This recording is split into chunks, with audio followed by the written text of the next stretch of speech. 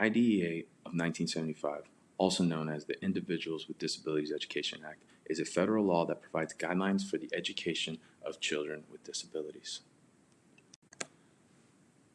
IDEA provides free and appropriate public education. The IDEA of 1975 ensures that all children with disabilities receive a free and appropriate public education, also known as FAPE, in the least restrictive environment possible.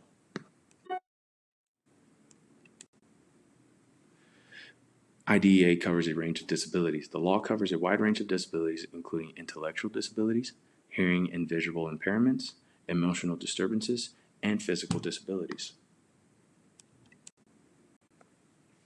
IDEA requires schools to identify and evaluate students with disabilities. The law requires schools to identify and evaluate students with disabilities to determine their eligibility for special education services. This ensures that students with disabilities are identified early and provided with the appropriate supports. IDEA requires individualized education programs, or IEPs. The law requires schools to develop individualized education programs, or IEPs, for each student with a disability, which outline the student's unique needs and the services they require to succeed academically. Also requires parental involvement. The law requires parental involvement in the development and implementation of their child's IEP. Parents are involved in the development of their child's IEP and are provided with opportunities to participate in the decision-making process. IDEA requires schools to provide accommodation and modifications. The law requires schools to provide accommodations and modifications to students with disabilities to ensure that they have access to the same curriculum as their non-disabled peers. This may include providing assistive technology, specialized instruction, or other accommodations.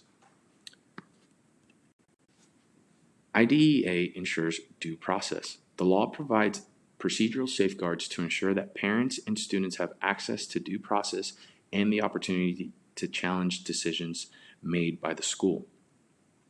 IDEA also emphasizes inclusion. The law emphasizes the importance of including students with disabilities in general education classrooms to the greatest extent possible.